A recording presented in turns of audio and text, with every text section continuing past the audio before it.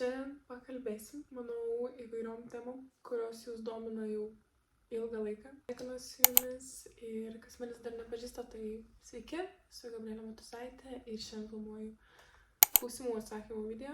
Jūs tiesiog labai daug manęs visko klausinėdavot po paskutiniais mano 2 video ir aš pagalvojau, tiesiog padarysiu vieną video, nes tikrai daug kuo aš nesidalinau pastaruosius beveik metus laiko. Tai pradėsiu aš gal nuo labiausiai tokio kaip ir užduodamo klausimo apie studijas. Šitie 3 klausimai, tai tiesiog pakalbėti apie studijas, ką studijavau ir kas patiko, ar sunkiai stojau, ar negalvojau apie perstojimą. Tai visų pirma, aš studijavau Vilniaus kolegijai higieninę ir dekoratyvinę kosmetologiją. Įstojau, nes tiesiog man labai patinka viskas, kas su grožiu susiję, norėjau turėti šitą profesiją, tiesiog kosmetologės. Nebuvo labai sunku įstoti, bet aš įstojau mokamai, nes aš nelaikiau tiesiog matematikos egzamino, bet tai nėra vis tiek lengvas mokslas. Kas norėtumėt, svarstytumėt apie šitas studijas, tai biologija yra pirmoje vietoje, kas jums turėtų patikti ir kas turėtų jums sektis. Manau, pereisim prie kitų klausimų, kurių buvo daugiausiai. Kodėl aš nebe studentė? Kodėl aš nebestudijuoju? Kas nutiko dėl studijų? Ar nepatiko? Kodėl vis tik nusprendei mesti studijas? Kodėl studijos yra skemas? Nes aš buvau taip pasisakius viename iš klausimų.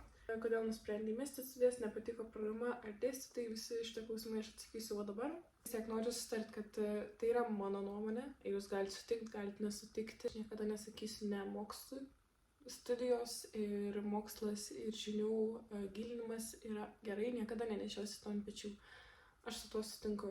Tiesiog mano asmeniškai profesijai ir asmeniškai mano patirčiai man studijos buvo skemas. Aš ne tai, kad gailiuosi, nes vis tiek pamačiau tą studentišką gyvenimą ir panašiai. Būtent tuo, ko aš noriu užsiimti, kas yra tiesiog teikti grožio paslaugas, studijų nereikia.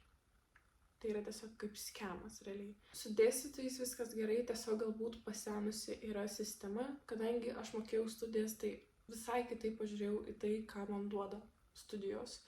Ir dėja, bet mane labai nuvylė skaudžiai, nes studijos tikrai brangios ir aš tiesiog tikėjausi daugiau iš tų studijų.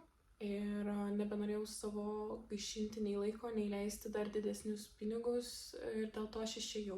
Tiesiog per pusę metų labai mažai išmoko. Aš neįsivaizduoju, kaip tu po 3,5 metų turėčiau išeiti ir dirbti ir nevardysiu aš čia nieko, bet net pačios dėstytojos pasakė, kad tarkim, jeigu tu norėtum būti visažiste ar tiesiog specifikuotis kažkokioj tai vienoj srity, ką realiai kosmetologija ir darytų, ar tai su nagais, ar tai su makiažu, ar tai su veido procedūrom, tu vis tiek dar turėtum pasibaigti kursus, tas mes šiek tiek neišmokom, mes tik tai pagrindą paimam.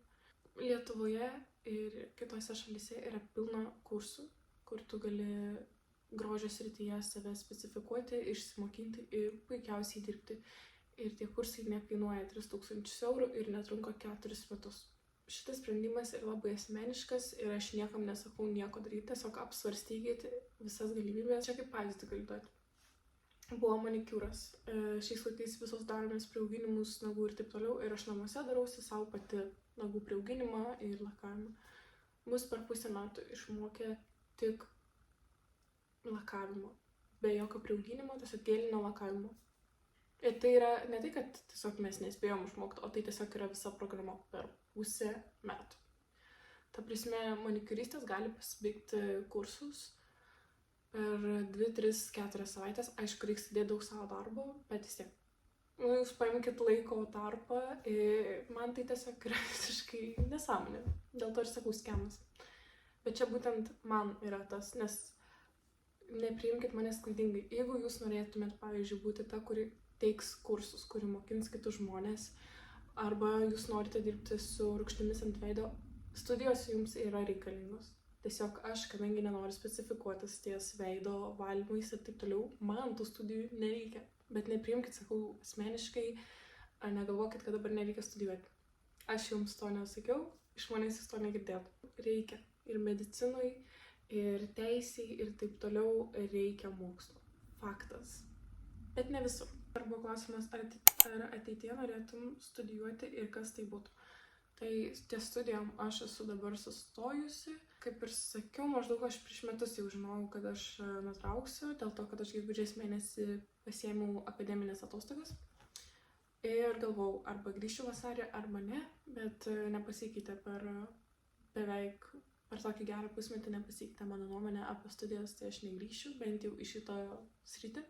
Aš noriu pasibaigti kursus kažkokius ir panašiai, bet tam aš tiesiog dabar reikia laiko ir pinigų tam. Kitas klausimas, ar kai nebegalėjai gyventi bendrabutyje, iškart išėjai iš darbo ir nebegyvenai Vilniuje? Ne iš karto, aš dar pagyvenau apie 2-3 savaitės pas draugę, tiesiog kol atidirbau savo senam darbe, nes negalėtų taip tiesiog tą pačią dieną išeiti iš darbo ir nebegrįžti. Tai ir šiaip man dar reikėjo laiko susigalvoti, ką aš noriu daryti ateityje ir susidėlioti viską ant jį. Tai dar pagyvenau Vilniuje, labai ačiū savo draugiai, kad mane priėmė ir dar padirbau apie 3 savaitės maždaug. Ar stipriai pasikeitė draugų ratas baigus mokyklą išsikrausčius? Nežinau, šiaip su visais žmonėms, su kuriais aš bendrauju iki šiol, kadangi mano geriausias draugas yra ne iš mano paskutinės mokyklos, o iš vidurinės. Aš gimnazijai turėjau draugų klasiokų, tai su kuriais aš suėjau, su kuriais bendravau, su tais iki šiol bendrauju, tai nepasakyčiau, kad pasikeitė. Visi mano seni draugai vis dar yra mano draugai. Tiesiog, kad mažiau laiko gali skirti draugystei, tai paauglystėj arba kai tu eini kartu į mokyklą tą pačią, tu gal taip nevertini to laiko, kad tu gali kiekvieną dieną būti su savo draugais. Užaugęs, tu turi darbą, studijas galbūt ir tiesiog gyvenat kituose miestuose.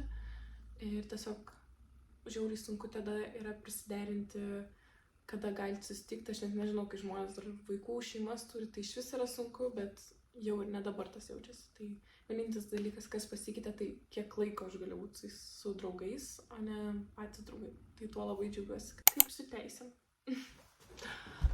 Kaip su teisėm klausit? Tai gal irgi dar nematėt, bet žodžiu, tuoj, vėl sufokusuos. Labai laiminga esu, išlaikiau sausio 15.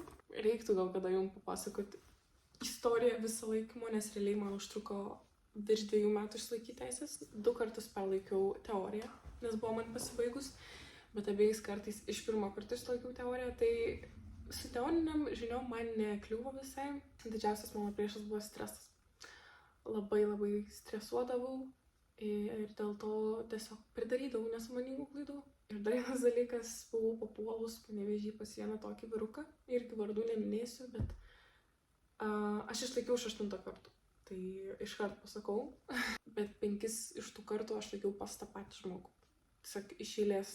Ta prasme, 2 buvo, 1 ir 2 buvo man skirtingas, tada 5 kartus iš eilės pas tą patį vyrą ir tada paskutinį kartą su kitu žmogum išlaikiau. Tai wow, kokią aš kelionę praėjau, wow, kiek man tas vyras kėlė streso ir tiesiog labai priklauso, kas sėdi šalia tavęs. Aš žinau, kad gal durnai skamba, tiesiog susikaupk ir vairuok atrodo, bet kai jau tavo ne pirmas kartas yra, tu tikrai labai jaudinės, kad gal dabar išlaikysiu ir jeigu dar šalia esantis žmogus tau kelia stresą dar didesnį, tai žinokit, nebus tų teisių.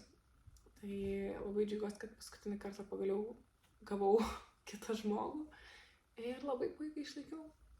Bet vienas toks kaip patarimas, jeigu nesiseka kažkas, būtinai imkit vairavimą su savo instruktorium, su savo mokytoju prieš pat regitrą, kad sušiltumėt prie mašinos vairo ir tada iškart iš vienos mašinos į kitą mašiną sėskit. Kitas klausimas, kaip išdrįsti nebijoti kelti turinį į socialinius tinklus? Jūsų noras kažką daryti turi tiesiog būti didesnis už tas baimės. Tiesiog įsivardykit savo, ko jūs bijot. Jūs bijot blogų komentarų, jūs bijot, kad nieks nežiūrės, kas per baimės ir supraskit, kad jūs nieko negalite pakeisti.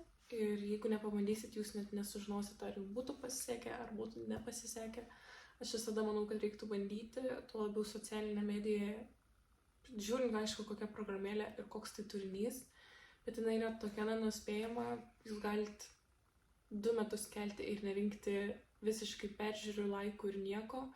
Ir galite kelti random video, dėl kurio labai nesistengėt ir jis gali išpopinti, visi gali jį žiūrėti, mėgti ir taip toliau.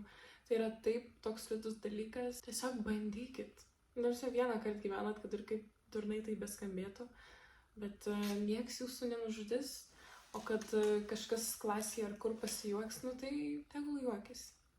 Nu, tipo, žinokit, ant kiek gyvenimas yra daugiau negu mokykla ir kitų nuomonė ir taip toliau. Patikėkit, daug daugiau. Tai kodėl būtent Olandija, kodėl būtent į Nyderlandus aš įsikrausčiau, kaip aš čia taip sugalvojau ir taip toliau, tai papasakosiu tokią istoriją. Maždaug prieš metus laiko, jau daugiau negu prieš metus laiko, sužinau apie šitą galimybę, apie būtent šitą vietą, apie būtent šitą darbą, kurį dabar dirbu. Sužinau labai netikėtai iš vienos merginos ir tada galvau, kad tikrai aš nevažiuosiu į užsienį dirbti. Tikrai ne dabar, gal kažkada, bet tikrai ne dabar. Aš tada dar studijavau, gyvenau bendrabuty ir galvojau, tikrai ne. Bet kaip žinau, tada aš nustojau mokytis, nustojau studijuoti, pradėjau dirbti Vilniuje. Tada jau pradėjo mano galvoj vystytis ta mintis, o kodėlgi ne? Kodėl neišvažiavus į užsienį?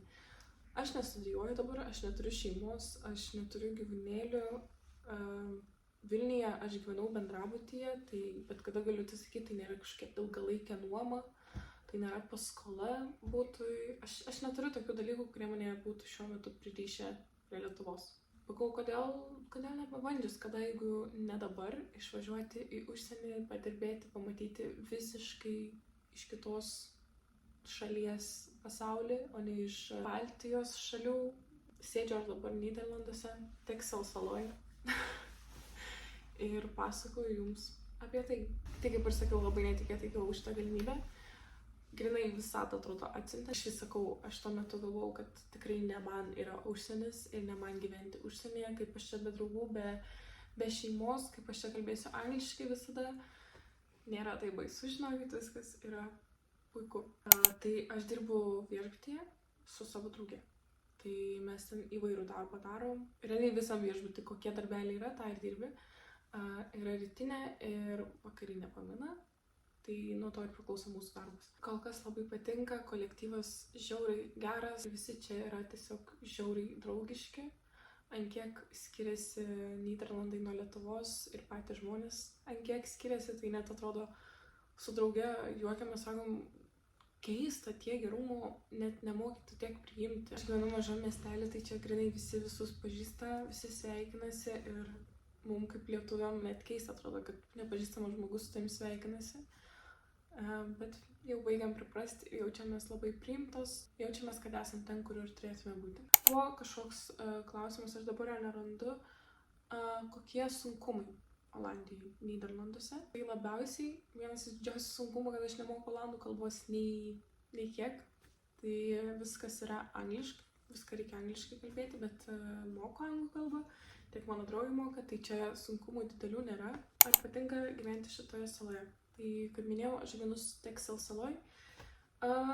Faina, dėl to, kad mes gyvenam 3 minutės nuo jūros, nuo vandenyno. Pas mus miestelis turistinis, tai labai daug žmonių, labai daug visokių kavinukių ir taip toliau. Tai daug veiksmo, pačios dirbam hotelį, tai irgi daug žmonių matom. Tai tas labai smagu, kaip saloj. Vienintelis tiesiog toks, kad kelionė į žemyną labai daug laiko kainuoja, nes nuvažiuoti iki kelto, su kelto persikelti ir tada tik tai gali tvarkytis reikalus, čia nėra daug visko. Čia yra pagrindinis parduotuvės, bet jeigu tu nori kažkaip daugiau apsipirkti, ar tau reikia kažkokius reikalus sutvarkyti, tu privalai važiuoti jau į didesnį miestą, kuris yra žemyne. Bet vis tiek susisiekimas čia yra geras, keltai kas valandą laiko keliasi, autobusų, traukinių pilna čia, tai įmanoma. Tiesiog toks minusėlis, sakyčiau, yra salos gyventojų, manau. Ar brangiau ten nei Lietuvoje?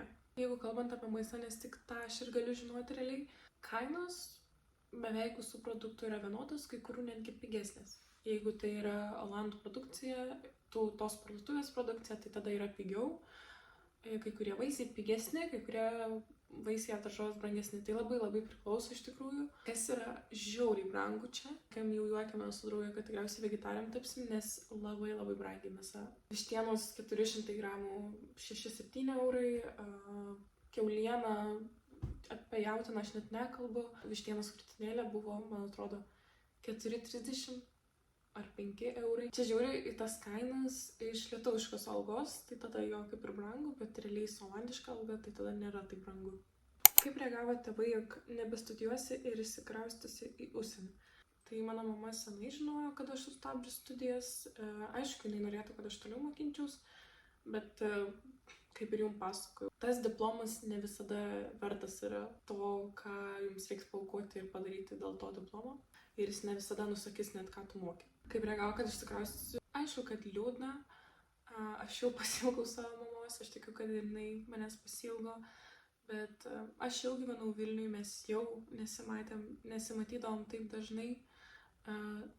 Faktas visiškai kitoks jausmas, kai tu esi kitam mieste ir tu žinai, kad tu bet kada gali atvažiuoti, kada tik nori pas savo tėvus, bet kada gali aplankyti, susitikti ir taip toliau, kai tu esi užsieny, tokios galimybės neturi. Bet manau, mano mama žino šitą jausmą, nes mano brolis gyvena užsienio vyresnysis, tai jinai ne pirmas vaikas, kuris išeina gyventi į užsienį, tai gal dėl to labai taip nežiūrim. Manau, jinai nori man visko ko geriausio, tai tikrai nestabdytų ir nesakytų nevažiuok, nes ten, nežinau, manau, mamai svarbiausia, kad aš saugi, kad aš čia turiu ką valgyti, aš čia turiu darbą ir turiu kur gyventi. Tai tas svarbiausia ir kad esu laiminga. O aš esu laiminga, tai tada, manau, ir mano mamai nėra ko jaudintis, nervuotis ir liūdėti. Gal nusprendėt kartu gyventi kambaryje. Šitas namas turi 3 kambarius viršui ir vienas yra didelis ir 2 maži. Mes šiandien gyvensim visada dviese, dar atsikraustys čia mergina, tai jai palikom vieną iš mažųjų kambarių, galbūt atvažiuos dar viena mergina, mes niekada nežinom. Mes tiesiog pagalvojom, kodėl mums nepagyvenus kartu. Mes esam draugės, tai geriau gyventi kartu su draugai negu su kažkokiu tai random žmogum. Tai manau, kaip ir baigėsi jau klausimai, nebenoriu čia jūsų ilgiau laikyti. Jeigu dar kokį klausimą praleidau ar neatsakiau, tai nepykit, paklauskit komentaruose arba parašykit man asmeniškai Instagramą, atsakysiu. Ačiū, kad domitės, ačiū, kad klausinėjat. Tai būtinai pasiekit mane, kad nepražiopsotumėt nei vieną video ir viską žinotumėt. Tai jo, ačiū, kad žiūrėjot, susimatysim kitam video.